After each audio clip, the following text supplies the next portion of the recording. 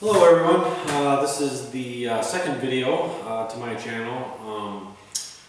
Today we're going to briefly go over the current blueprint of the barn that I'm trying to build my shop in. We'll go over the work table that I have. We'll probably touch base on a few tools that I have currently. But yeah, hopefully you can get something out of it. Maybe have some comments and some ideas that I could take from that and incorporate in what I'm trying to do. So stick around. Thanks for watching. Okay, so let's start with the blueprint, the current square footage that I'm working with. What I currently have is a 24 by 24 pole barn style, and it's approximately 576 square feet. It's a pretty good space.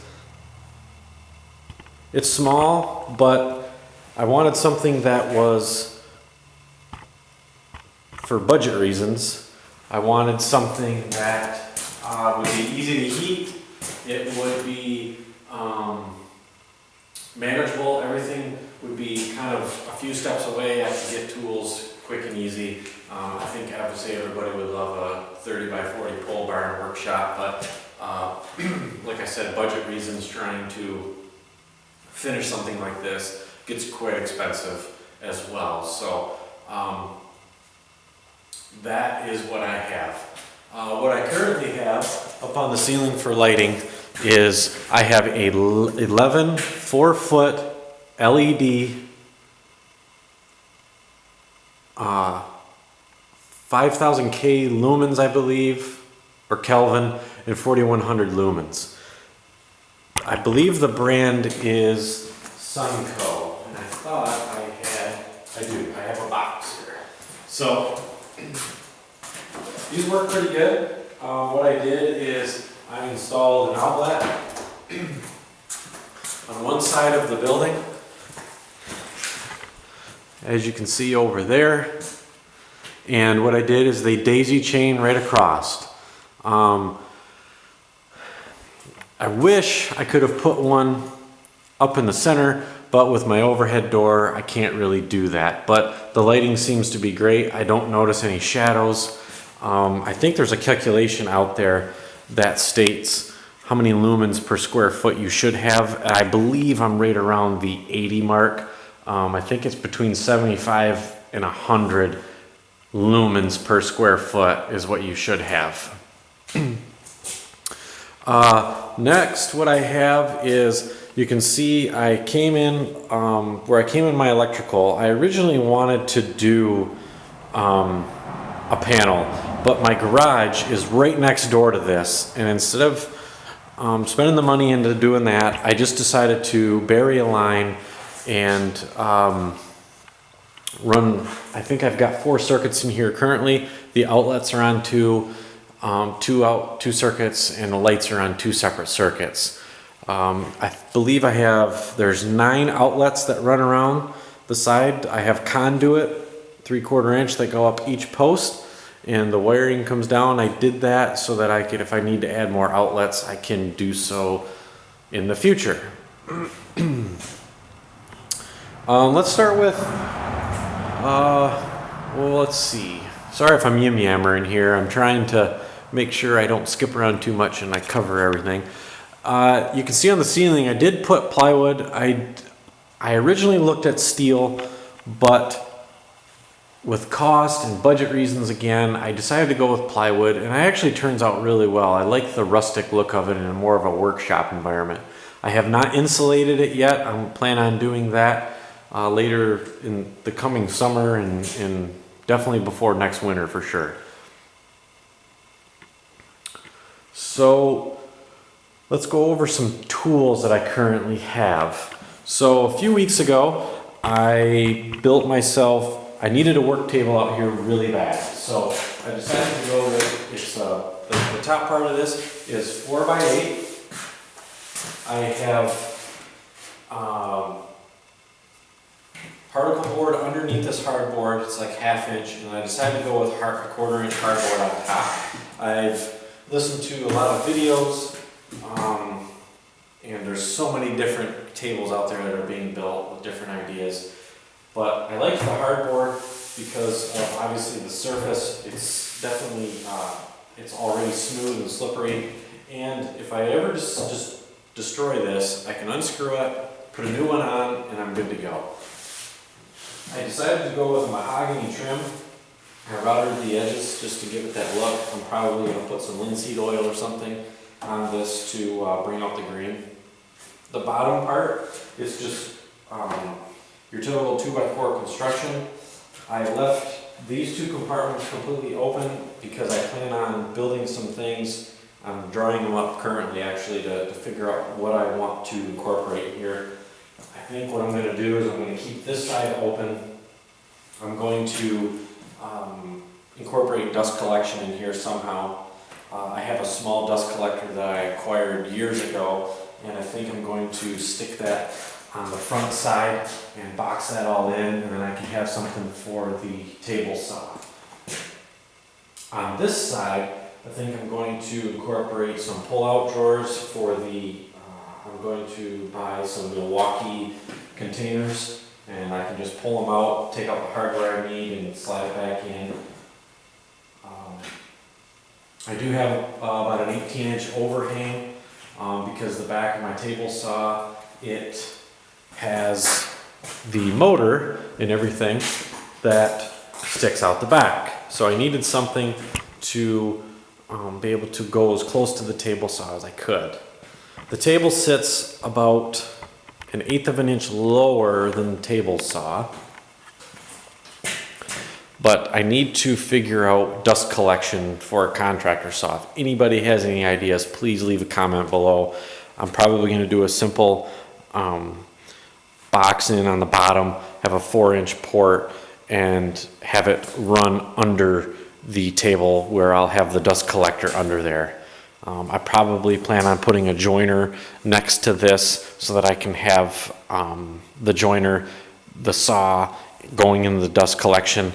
I do want to incorporate something on the bottom to where I can have a port and I can hook up a sander or anything, and I can have a dust collection attachment there as well.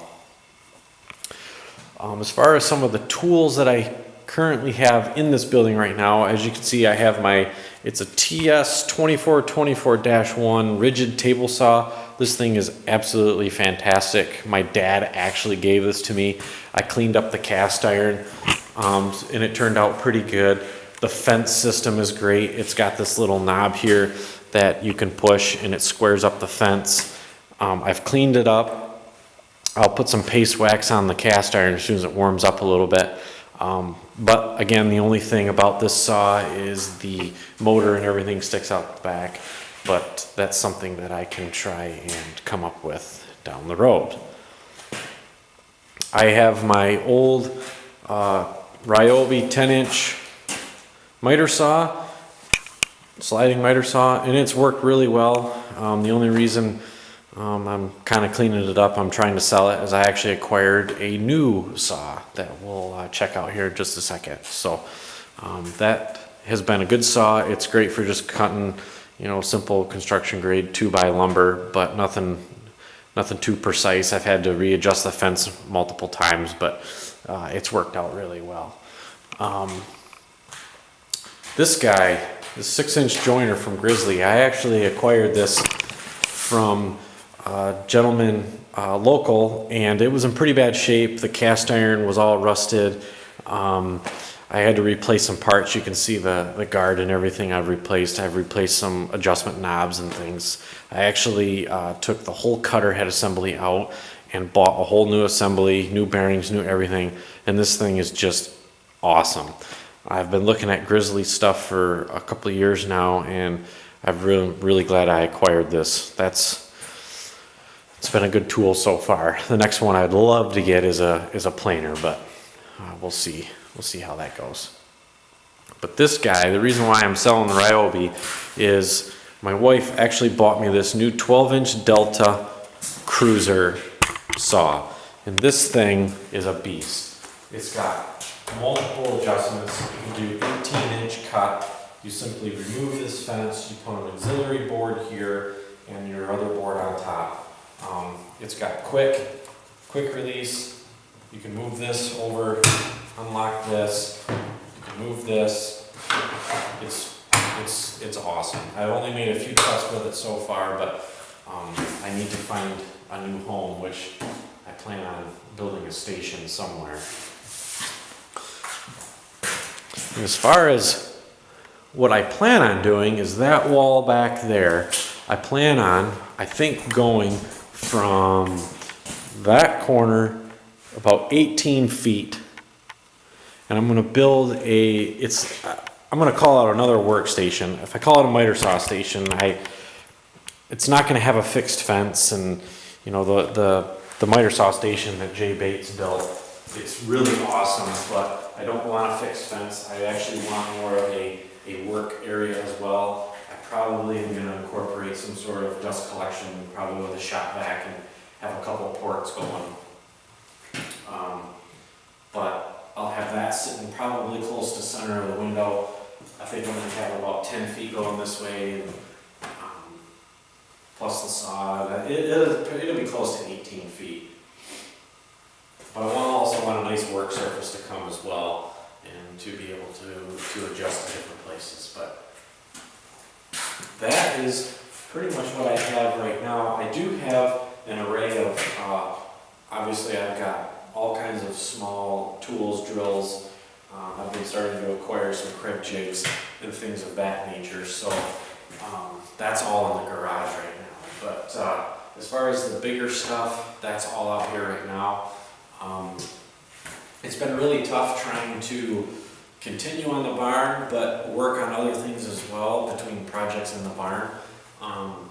For budget reasons, you know, I'm having to pick and choose little bits here and there about what I want to do. So, like the table, I needed a workspace, so a few weeks ago I took the money and I built that. I actually have some stuff now, more material, that I'm going to start incorporating some of the things that I was talking about. And then I'll have to go from there and start on the walls. And now, as far as insulation goes, I've read a lot of articles, and I've saw a lot of videos. And spray foam, obviously, I'm sure most of you would suggest that. It's just completely out of my budget. There's no way I can afford it. So I think what I'm going to do is try to do the middle of the road budget, get as much R value as I can for my money, and put more insulation up in the ceiling, is where all the R value is, and that's where all the heat goes anyway. But I'm probably going to put 2-inch foam on the girts, nail that to the girts, and then I'm going to take 1/2-inch plywood and nail to that. I think that's an R value of 8 or 10. I can't remember, but I think that'll be the middle of the road for me. I'm not going to be out here all the time. I still haven't decided what I'm going to do for heat. You know, I thought about a wood stove, but I don't think I want to deal with that. I'm on I'm thinking propane or electric is basically where I'm at right now. But that's my plan for the walls. It's going to be minimal cost, but I think it'll be effective enough to cut down the frigid temperatures right now. And of course the ceiling, when I insulate that, I'm deciding whether I'm going to do blown in or I'm just going to do bats of insulation. I'll probably put like an R38 up there, and that'll definitely make it a lot better.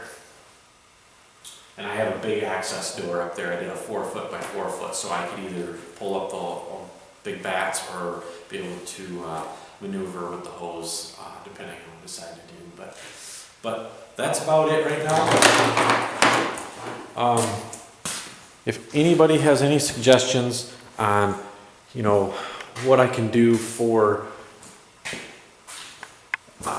boxing in this table saw, again, I'm willing to take any suggestions.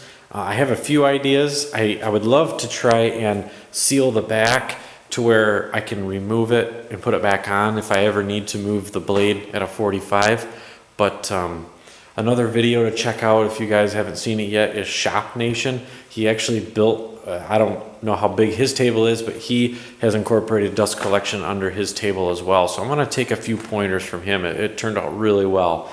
But I'm gonna do it slightly different. His is very intricate and it's awesome, but I don't wanna go that much into it. But that is currently all I have. It's very quick. I tried to keep it short and sweet. But, and again, if anybody has seen anything, they have any suggestions, or they think that might look nice, please shoot me a comment below, and hopefully in the next coming weeks and in the month, the temperatures can get a little warmer. It's hard to work out here when it's pretty cold, but take a lot of breaks. But yes, thanks for watching, and the next video, hopefully I'm going to do something to this table, but we'll see how it goes. Okay, thanks for watching.